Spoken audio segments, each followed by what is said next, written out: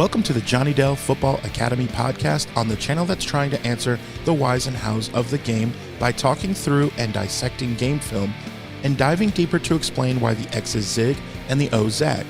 I am Adam Marino, joined by Mr. Johnny Dell, and we are reminding you, as always, the most fun way to watch is on YouTube, where we go live. There you can comment into the live show.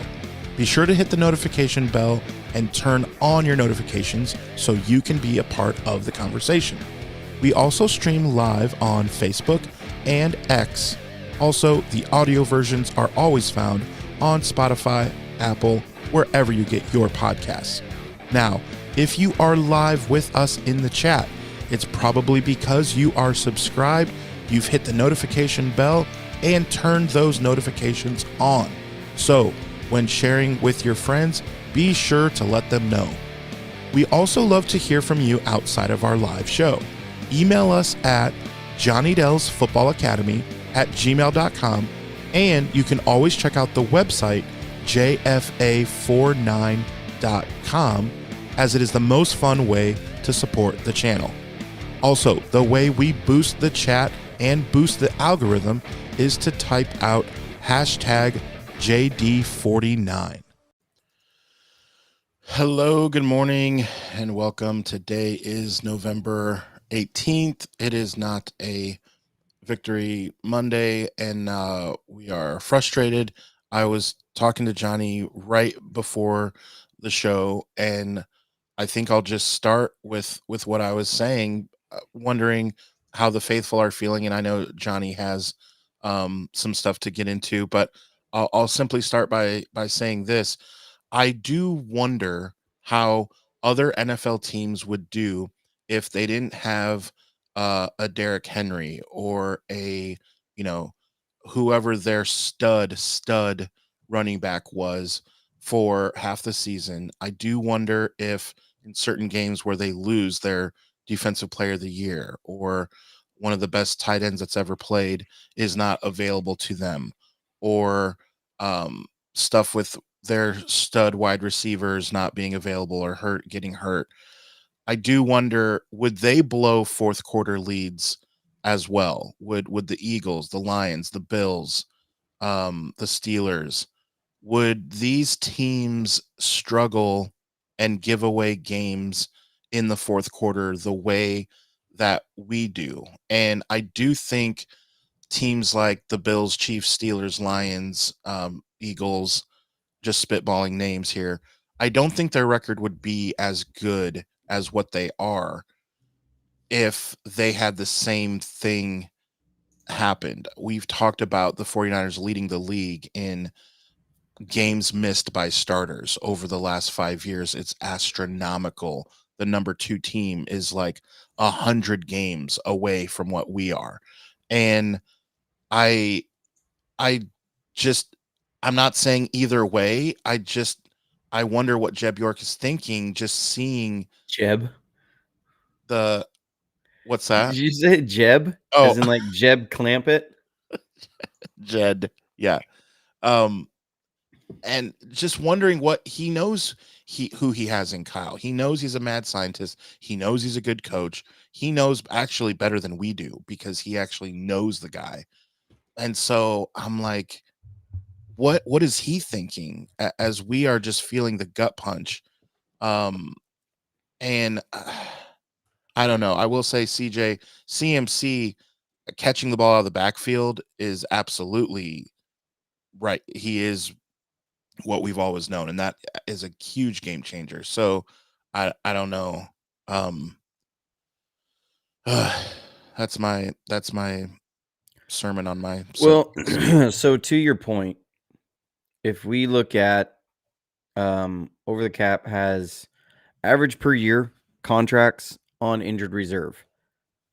With getting Christian McCaffrey back, the 49ers improved from the number 1 most month APY on injured reserve to number 2.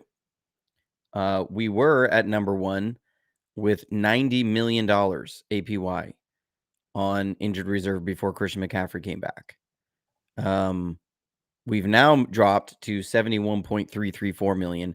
In second place, only behind the Cleveland Browns, who put Deshaun Watson with a torn Achilles, who has that massive guaranteed contract on IR. And they somehow got better. Well, not somehow. It's because Deshaun Watson has been Deshaun Watson. Yeah. That's the only team that has more money on IR than we do. And look at their record. Number 3 is the Miami Dolphins. And what's their record? Number 4 is the Arizona Cardinals. They're actually surviving it, but they're at $48 million. They're number 4. We are $23 million more on IR than they do. And they're number 4 worst in the league. You want to know why they can't hold on to some fourth quarter leads and you have 3 games? And that doesn't include Bosa not finishing last game. That doesn't include George Kittle not being in their last game. That is what they're dealing with. It's not an excuse. I'm as mad about the loss as anybody, but this idea that we need to go search for weird reasons as to why the 49ers aren't looking like the team they've looked like.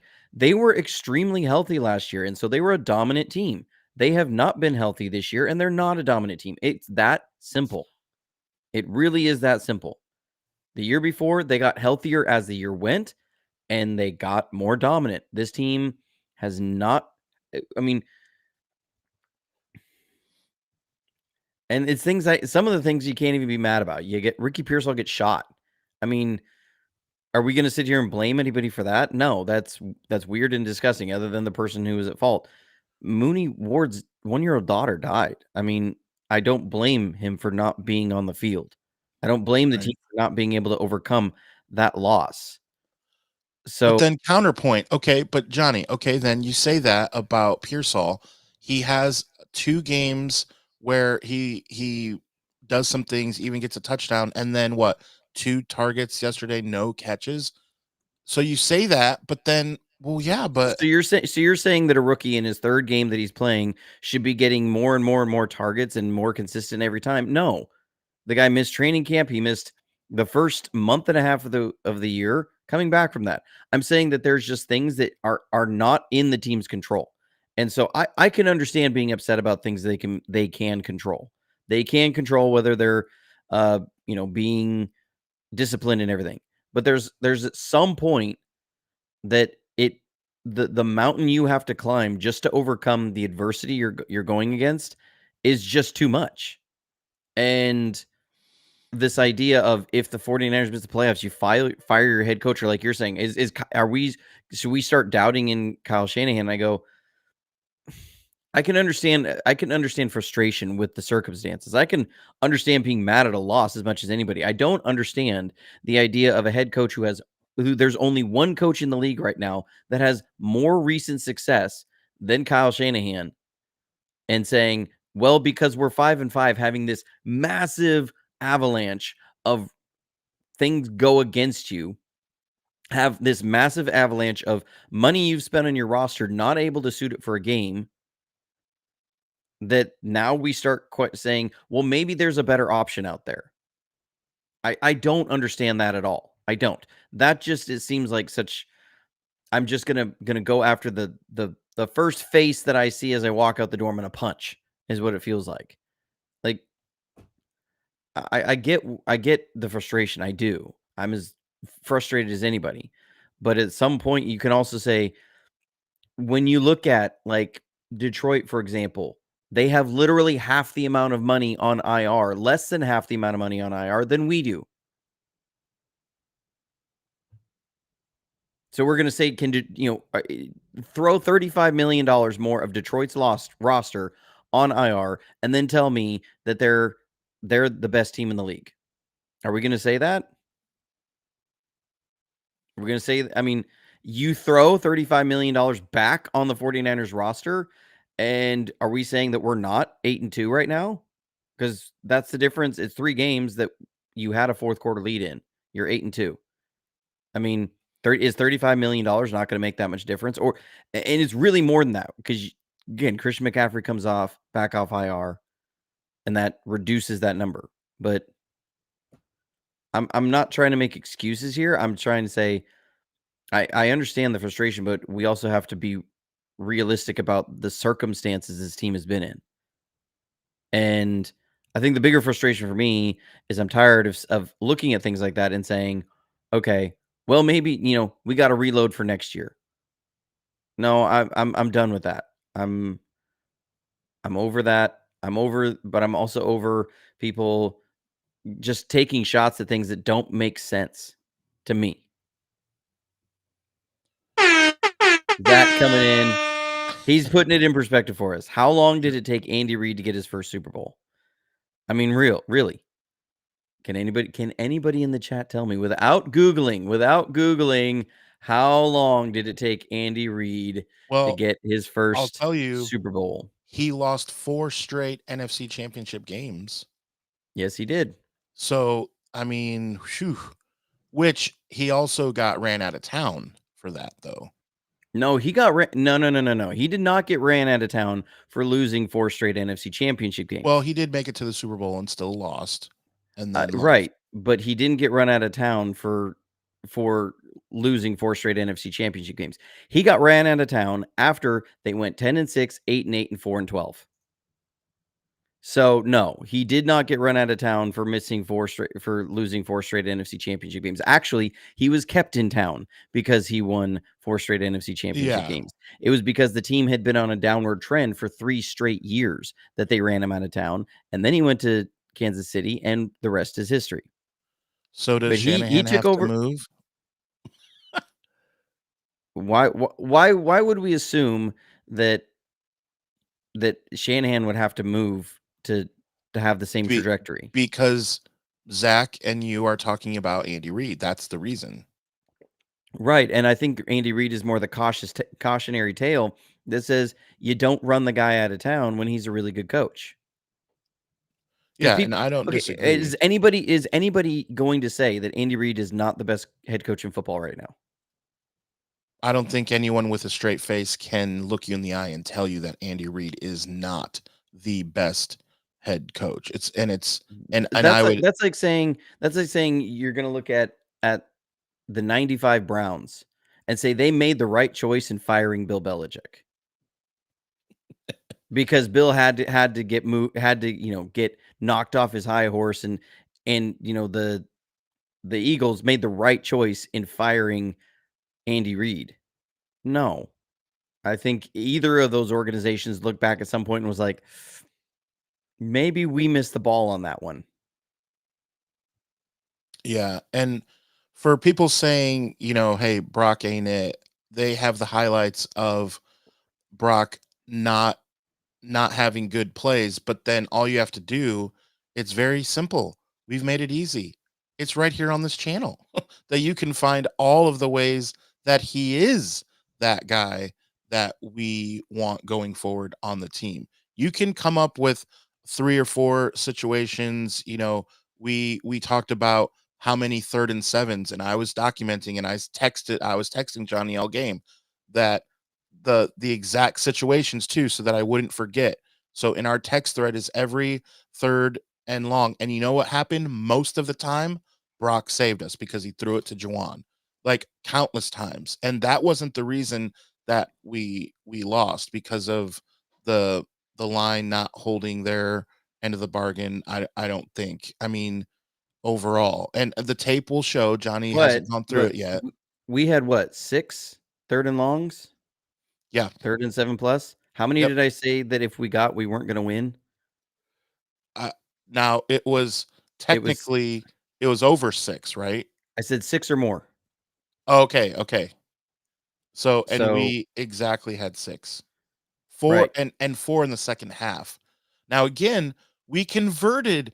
Honestly, the reason why that stat is odd this particular game is because Juwan Jennings single-handedly, like literally, had most of those conversions, and including Juwan doing Juwan things, where it's 3rd and 9, he catches a 7-yard pass and takes on defenders to get the first down.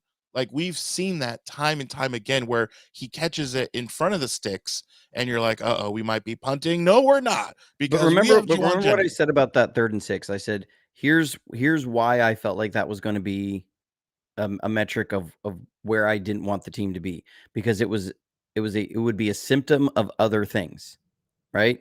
I said that would encapsulate a lot. It meant that we weren't running the ball well. 1 It yard meant loss that to Debo, we or weren't yeah. being efficient in the passing game, and that's exactly what was happening the entire game. I wasn't even meaning, like, when I said if it was 6 or more 3rd and 6s that we weren't going to convert so many of them. It was, we're going to now, that's showing that our offense is not moving the ball against this defense. And that's exactly the problem we had. We actually were better in the red zone as far as percentages wise this game than we were all year, but we couldn't even get to the red zone this time. This was a different problem. I've watched about 20 plays so far this morning. This film is going to suck. It's going to suck.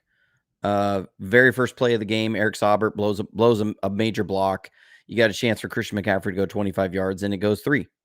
So, I mean, just doesn't even get a hand on the guy. He's dealing with an illness after George Kittle can't make it, and then by the end of the game, that D line was so gassed. There were rotational guys like Yetur Gross-Matos, who has been on IR, not even getting in football shape for weeks before this, is now having to play the lion's share of the second half snaps. They were gassed, and I knew the game was over. It was Geno's rush after they sacked him. You could see the guys looked so heavy on their legs, the D linemen, after they sacked him, and they gave a little, half-hearted celebration, and they went to line up, and I'm like, it's over. The pass rush is gone now. Like, that was their last, gasp effort. And then they had no no discipline on it. And Geno rushed, scrambles for like 12 yards, 14 yards. The next play does it again and scores a touchdown. The pass rush was just completely gassed. And I'm more irritated with the offense. They should have been able to control at least something and close out that game, and they couldn't. They weren't efficient enough. They weren't able to get blocks enough. Just it sucks to sit here and say you should be 8-2 if you don't blow something like 24 points in fourth quarter leads. Yeah, I don't know.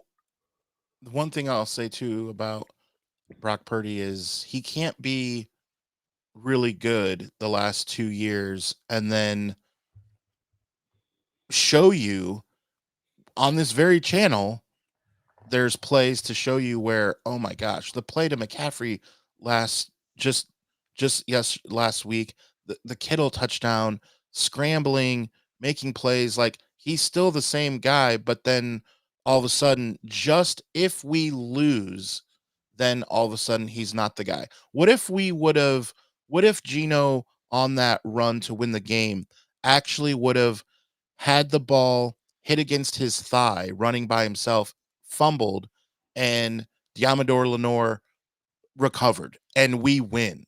Now, is the same exact rhetoric then being thrown out there, or is it like, About hey, Brock this Purdy, team you're is on the meaning? rise? Like, you know what I mean? Like, hey, Brock he did just what he needed to do.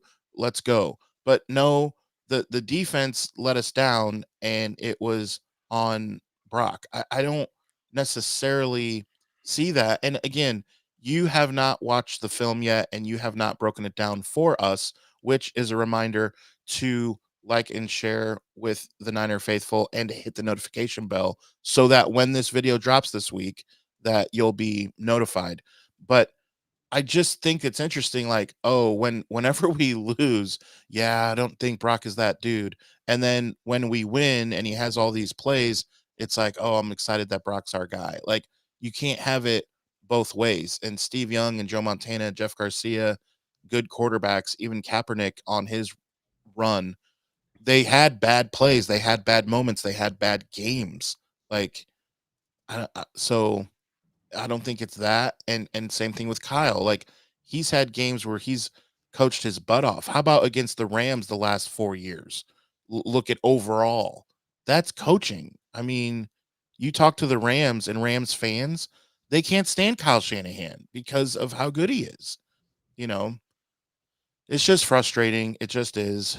What were some of the other keys, Johnny? Just did any stand out to you about factors in taking that loss? It sucked. I mean, I mean, I don't. It's one. Okay. Nick Bosa goes down and we give up 10 points Yeah, in that was almost immediately. Like, I mean, what that was an offensive line that the last time we played them, Nick Bosa had 14 pressures. That was why we won that game. how about their center retiring and then the new center goes in and throws the ball over Gino's head. I'm like, yes, this is exactly what we could have wanted. These things happen and we still don't find a way to hold on to the win. I mean, just how many times did they have pre-snap procedural penalties and holding calls? I mean, you can't do that stuff and expect to win. You have a 3rd and 1, and you hand it to Debo on a jet sweep. You get 7-8 yards, something like that. Then you have a holding penalty on that play on Juwan Jennings. It's like you don't have to hold there. You need 1 yard. Right. Like, What are you doing? it's Now, Debo. luckily, He's he gonna made run up for it the guy over. the very He next did. play. He did, but you're going, okay, but now what should put you even farther down the field and into field goal range is now Right. you're having to get those 10 yards back.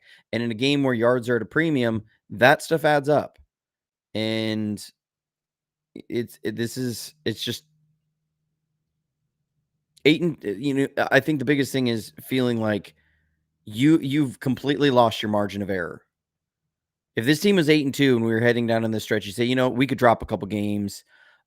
This is a real tough. We just got to weather through this. We're going to have some injuries. We'll get people back healthy at the right time. If we lose to the Packers now, it's not that big of a deal because we're still in control of the division and we got to get some guys healthy. You don't have that as an option now. You are 1 game back you're actually a game and a half back from the Cardinals because you don't carry the tiebreaker. People are like, we're only 1 game back. No, you're a game and a half. So you have to gain 2 games over the next 7. If With the our schedule Cardinals at Buffalo, only go 4-3, you have to go 6-1. that's tough. So that's why you've lost your margin of error. And especially losing these 3 games in division games, I don't think 10-7 makes the playoffs. No, it doesn't. So if you are 5-2 the rest of the way, you are not in the playoffs. So that's why this loss is so frustrating because you had to get this win. You had to have this be able to close out. You had the lead in the 4th quarter and you gave it up. And you folded. I understand why they did. I understand everything that's coming against them. This isn't on one person.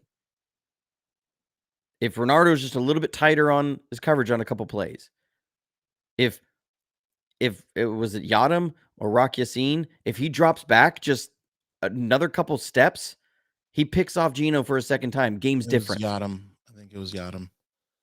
Like, yeah. Like, Even if he just tips the ball. I mean, that if he was just tips the ball, the game's different. Yeah. No. If Brock No puts the kidding. ball on Debo, the game's different. If Banks doesn't blow a block, the game is different. Like, you just needed somebody to not suck at some point in there and not give the game away. But you couldn't do that.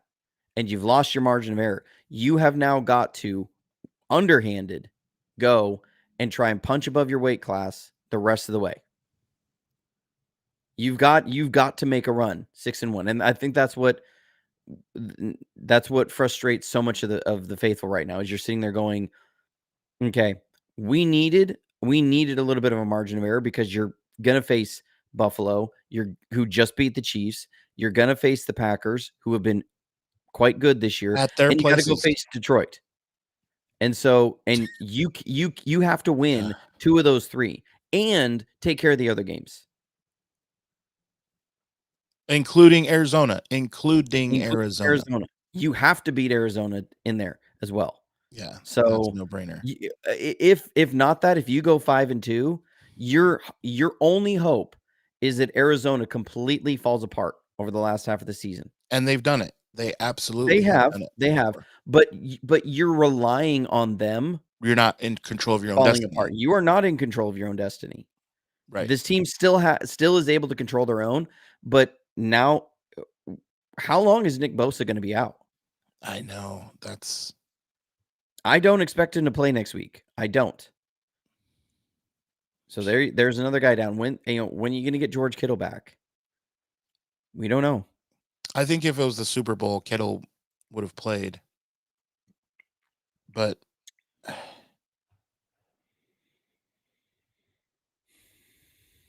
it's definitely frustrating. Like with about And 8 minutes special teams ago. cost you games early. Like, Yeah. we couldn't even blame this one on special teams. And we almost could have, because the very first, what are we doing? Just letting it hit us in the chest and almost recovered by, like, we still had not the greatest day ever on special teams with that opening play just right there. Like, oh my gosh, like we're excited for the game, and then oh my Yeah. gosh, we almost give it away. Luckily it goes out of bounds. Like, we're just not that good right now. Can we be? The problem is that if we do that, I think we still might not make it. And Zach, He's coming Zach's in. fired up.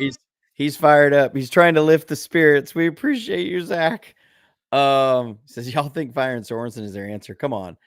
Look, the defense has looked, we're still carrying over the games 1-6 image of Nick Sorensen. Their last 3 games, the defense has actually been quite good.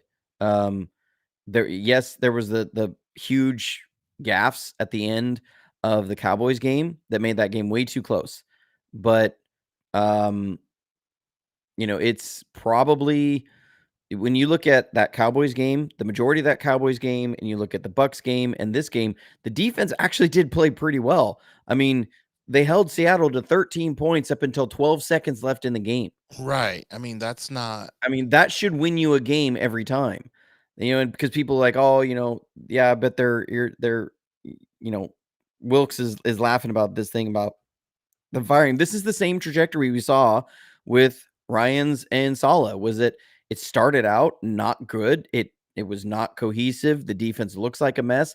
And then in the back half of the season, the defense starts ascending. And that's what we've seen. Like, their points per game have come way down. And especially when you look at their defensive EPA, everything, it's coming way down or improving, because the defense is gelling and they're getting better together and they're understanding how we have a lot of new faces on this defense. Jair Brown did not play in this exact same system of what he's trying to do. There are some reads that are different there. He has been very up and down this year. Malik Mustafa is a new guy. They were not planning on him being a starter this whole year. The idea was that he was a young guy that could fill in, and maybe, depending on what happened with Hufanga next year, he'd be there. But he's a new guy on the block. Renardo Green is a new guy on the block. Isaac Yadam is a new guy on the block. Leonard Floyd's a new guy on the block. Malik Collins is a new guy on the block. Jordan Elliott's a new guy on the block. Rock Yassin is a new guy on the block. Like, you have Devondre Campbell is a new guy. And these are all players that had significant snaps yesterday or played almost the entire game. So I don't want to hear, well, this is not the same thing of Wilkes taking over the Ryans defense, because the vast majority of that defense had carried over from the year before. This is a lot of turnover on this defense. I don't think we fully understand how much turnover this defense has. If you look at week 1 starters from last year, from 2023, week 1 to starters right now, you have 3 guys on that defense that were week 1 starters who are starters now. That's it. It's Nick Bosa, Fred Warner, and Diamador Lenore. That's who was playing in this game. So this is not the same as Wilkes taking over a very established group of defensive guys and then running with it and it feeling underwhelming. This is a very different defense. They're rebuilding it. So I don't.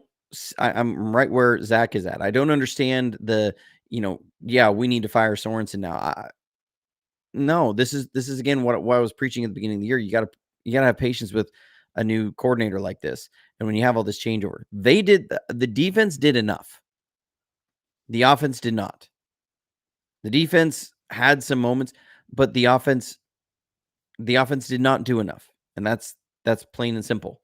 Um, they've got to figure that out. They've got to bring this thing together, and I don't know what they need to do, but it's got to happen in a hurry. I I wonder if we And like. CJ, we didn't have Cowing in the game because he was out with a concussion. Yeah, he was So hurt. you say if we had Cowing on some of those jet sweeps, Cowing got a concussion on a return. I think that was in the second quarter, and he was There's out. another guy that was out. Just add him to the Yeah. list. Just while we're doing it.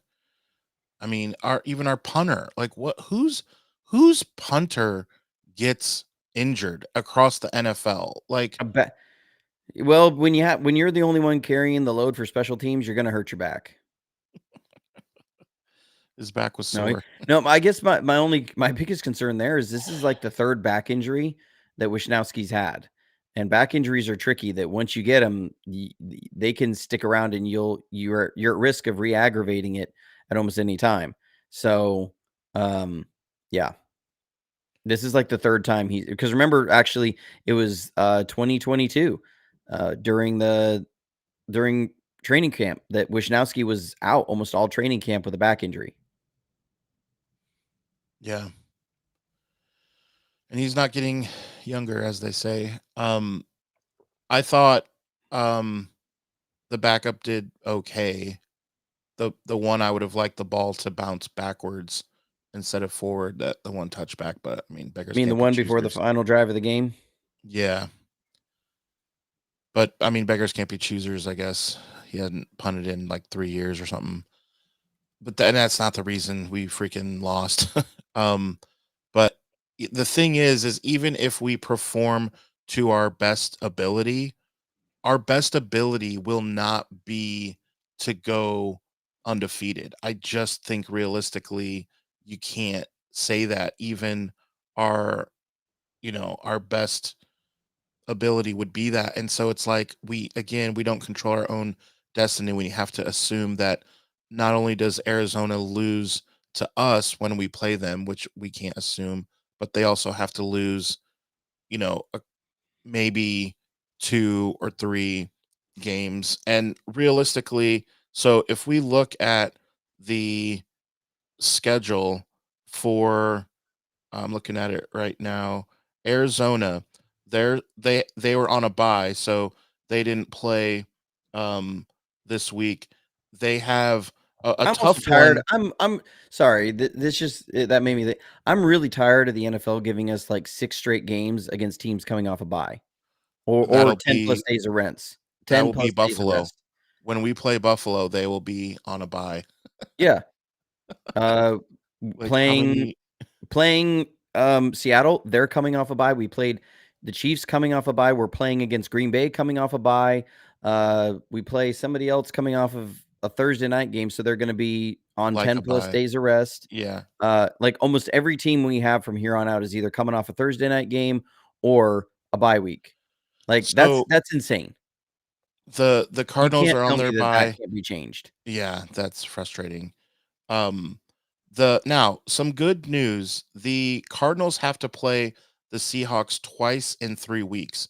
Next week they play at them, then they play at Minnesota. That's tough. Then they come back and play Seattle again. Then they get another bye because they get to play the Patriots. And then they get another bye because We've they get all to gotten play to the play the Panthers. Patriots, so we can't say, well, they get to play the Patriots. We Right, played right. the Patriots. That was I'm our just best saying we've game already this year. used it up. We've already used up our buy on them. And then they get another one because they play the Panthers. Then they play at the Rams and they finish off with us.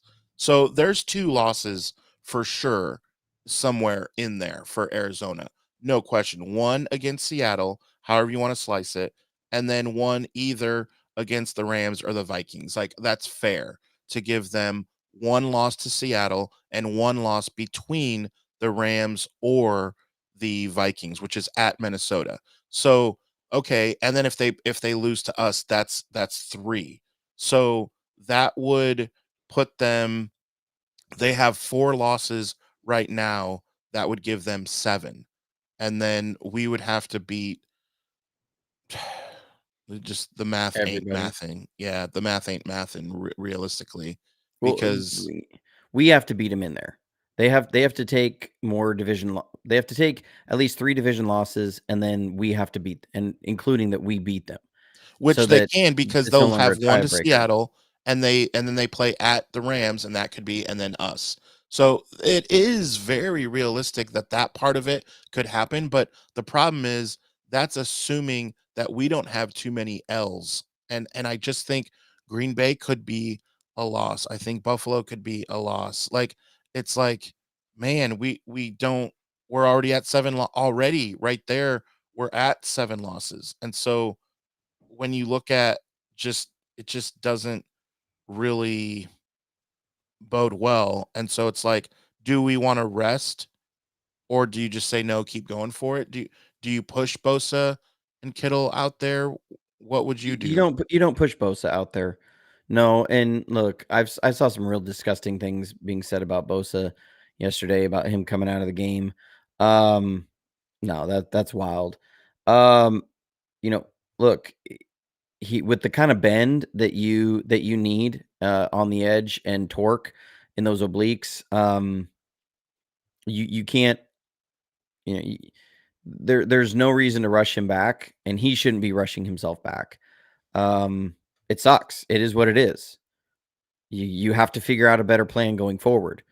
Y- they got some decent pass rush, but again, the moment Bosa goes off the field, it drops off a cliff, which I mean you expect to a point. But Malik Collins has not been getting hardly any pressures.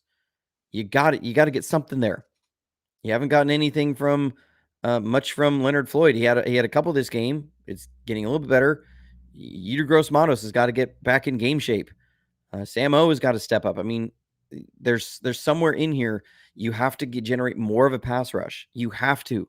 This is not an option at this point. You can't say, well, it'll come together as it goes along. No, this week you have 5 days till your walkthroughs on Saturday to figure it out. And they've got to, because you don't have any more room for error. You go 5-6. There's no saving anybody for anything. There's no, it's, well, we'll save this guy for the playoffs. Nope. Doesn't work that way. So I mean, if I'm Kyle Shanahan, I'm walking into that offensive room and saying, guys, it's on you. You could not rely on this defense to get you out of this. They're down. We need to pick them up. We got to go out this week and score 35 points. And we've got to do that. And that means you guys can't piss away opportunities. We have to be perfect. This is what we put ourselves in. You got to go do it. And I just don't think that's I guess the only positive coming out of it is that we're not like the Texans who just held their third players only meeting last week, trying to right the ship. And they're not having to do that. Players will tell you those players only meetings, one, can sometimes get everybody locked in a little bit more. After that, it just everybody starts rolling their eyes and walking out and going, okay, all right. right. Yeah, I don't think in the in it's hard to say, but best case scenario even I don't see because I just don't I mean, I haven't said this in a couple years to admit that I don't see us winning against a team. Remember the 49ers this year were the only team to be favored in every single game. The only team, and the Chiefs won the freaking Super Bowl. And I think they were picked to lose this game that they lost probably. But for some reason, even though we're playing at Buffalo as well, the way they were, we were actually picked to win that game. So, but I just don't see us winning at Buffalo the way that they're kind of on one right now, ever since losing to Baltimore by 25 points. and then Baltimore loses to Pittsburgh, which I still don't see why Pittsburgh is that good. But um man, I just it's frustrating. And so now do we like go through like, oh, the positives. So if we lose to Green Bay, but Jawan Jennings has 15 catches and 3 touchdowns, do we just focus on that? Like, are we No, the no. that I am too old for this. I'm 40 years old now.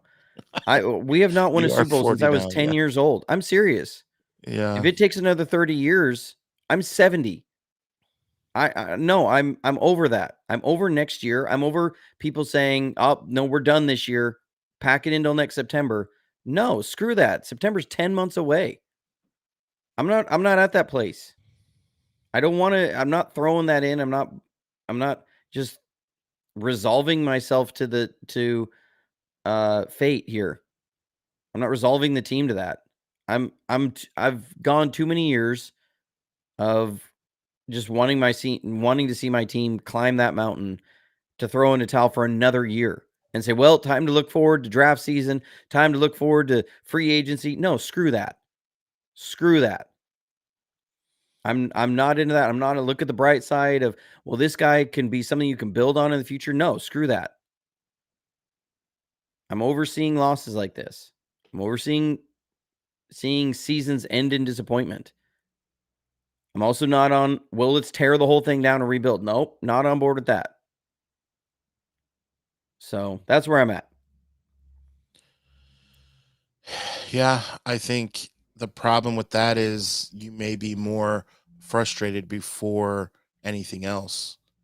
And that's why some people do take that other approach of, hey, I think this season is kind of done and it's time to look for the positives for next year as far as not pushing Bosa. Like, let's keep him healthy. Um, you know, let's lock in Jawan Jennings. Let's, whatever it is, I don't know. Let's make sure now. So here's something, Greenlaw. Do we really worry about getting him out there, before he's really, really ready? Do we, when he's ready, let's say this week he's ready. I know he's not. Let's pretend he is. Do we say, okay, let's give you 2 extra weeks because there's just simply no rush? These are the types of things that I think If you could don't have a help rush, if you us. don't have a rush in that point until you are statistically eliminated, then you don't belong in this league. So no, that's not that doesn't become the mindset. You hang in there until you are statistically eliminated. It is impossible for you to make it, and then you make a decision. But until that point, no. You don't save anything, say, well, maybe next year. No, because you don't know what's going to happen. Nope. So if he's ready to go, then get him out there. That's how I feel about it. Now, I don't expect him to pop back on the field and be this huge, Stud. does so much better. That people have been crapping on Devondre Campbell because of the beginning of the year. The last 3 games, he's been as solid as anybody on our team. We did not lose the game yesterday because of Devondre Campbell at all. They didn't exploit him in a whole bunch of ways. They weren't sitting there saying, well, we're going to be able to match him up on our tight end. Their tight end had like 1 catch. Like, Yeah, that was Devondre Campbell has not been the issue.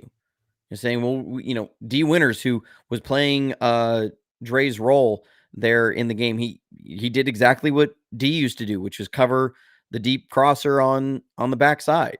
That happened early in the game. They threw it to him, DK on there, and he went and broke up the pass. So, I'm looking. I'm like, yeah, we could get Dre back, but that's not going to be this huge lift to the defense that just changes everything around. No, the offense, you got to get that figured out and get on it. They're not running as a unit with everything. Not running the ball well enough. They're not being efficient. They've got to figure that out. The details on that first drive were appalling. You have, like I said, you have an opportunity for a big run with Christian McCaffrey. Saubert misses a block. You get 3 yards. You throw a short pass to Debo. You're at 3rd and 3 and they present pressure. They don't end up bringing it. but you throw a 2.5 yard out route. Like, I love Juwan Jennings. He had a great game. You're running a 2.5 yard out route on 3rd and 3, and you punt the ball. I mean, that's the stuff that's driving me insane. Like, it's not we missed this throw, or or we should have called something different there. It's when you see things like that, you're like, it's 3rd and 3, and you on the first drive of the game, and you run a 2.5 yard out route. What are we doing? Like, that makes zero sense to me. Because it was catch and out of bounds. Zach. Language school is paying off for Zach. Zoinks. Yeah. That's what it says. Yeah. He says you don't have to read that. Yeah. Yep. That's how I feel. It means do your best. Yes. There we go. Okay. I thought he was censoring everything for us. My motto is do your best. Yeah. Like, you have these games that you can win. It is in your hands. You have to do the best that you can do. Juwan Jennings has been fighting out there, but you can't run a 2.5 yard out route on 3rd and 3. You can't have a holding penalty on 3rd and 1. Same thing happened with Jake Brendel. We ran a play, got a first down, holding on Jake Brendel. Like, you can't have that crap. You can't walk your team back. Like, that's the stuff that's been driving me insane. You can hear my voice is a little hoarse because I was so mad after the game yesterday. So I feel everybody's angst on this. I was so done with everything. Twitter's becomes, and I tweeted this out after the game. Like, this is why games like this suck so bad, because the social media becomes toxic. Comments in the YouTube, people get fired up and they're about fire everybody. Quarterback's not the guy. Everything is thrown off there. Everything's wrong. We're horrible. Yes, we just only happen to make it to an NFC Championship game and a Super Bowl with this same thing. But you know what? This year, when we've had 800 guys injured, that's really shown us who we are and who these guys really are, that they're actually not good coaches. No, stop that. This season is on a razor wire, and you know what? It's not looking good. But if we say that we're a team that aren't bandwagon fans and we believe in our team, then we're going to believe in our team that they can't. I will be just as mad as if we don't. But they've got to. Next game is the only game we can worry about. We can't worry about if we're going to go beat the Buffalo Bills. Whatever has to happen to beat the Packers, that has to happen. That's singular mindset this week. And you know what? The offense has enough talent to be able to do that. I think they can score enough points to beat the Packers. They can do it. They have to do it. That's my biggest goal for this, like the thing for this week.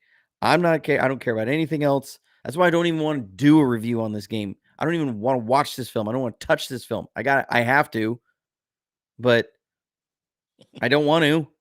It's going to be literally the worst next 12 hours of my year so far, is having to go watch this crap. So y'all get to go and do whatever else you want, veg out. I'm spending my day off watching that crap show of a game. So, well, we appreciate you along with 25,000 people. So and 19,500 of those won't even click on the video when it comes up. They're going to go, nope. Right. Oh man, we're not feeling very good. This is our therapy session. Oh, Don says, well, you are sick too, so maybe not. I'm not really sick. We have strep in the house, so we're all on antibiotics just to make sure we don't have that strep. I don't feel sick at all. So she keeps saying that you need whatever. No. Well, I will say this. But the kids are sick in the house. Yeah, and they kind of have been for a little bit.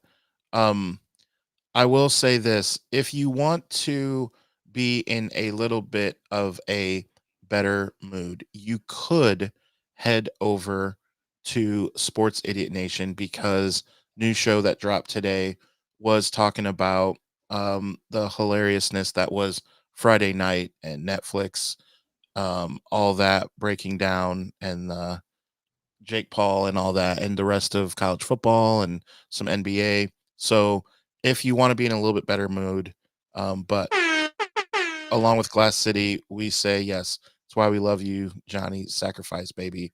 Thank you, Glass City, for the super chat. Um, but yes, be sure to like and subscribe, share with Niner Faithful, the Johnny Dale Football Academy. Be sure to head over to the website if you have not yet already, jfa49.com. And then if you cannot get enough of my ugly face for whatever reason, always head to Sports Idiot Nation. Check out the episode with Johnny if you have not already. That will put you in a I better was mood much happier in regarding, that yeah, episode. regarding the Much 49ers, you I will was be much more in positive, a much better mood talking about the because good old days. you look at dynasties as we lay them all out. The stats are there to say that the Niners are the best ever as far as um, stats go, and so yeah, the fight was sad. Stop punching that 58 old man. Yeah, so we get into that on Sports Idiot Nation, Quiffle Ball. Head over there and check out that episode. New episodes are every Monday and Thursday. We will catch you Friday. We'll probably be in a better mood. Maybe the center for the Packers will retire, or their tight end or someone. I don't know. Maybe we'll have some good news by then to talk about. I mean, I hate Green Bay too, so it's like, ugh, I don't want to lose to them either. But all right. So yeah, be sure to appreciate Johnny for this content that he's about to make by subscribing, check out the website, hit the notification bell so we can all watch the video when it comes out and show him some love. Thanks again, Johnny. That'll do it for us today. We will see you hopefully Friday. In the meantime, of course, stay safe, stay healthy, and as always, go Niners.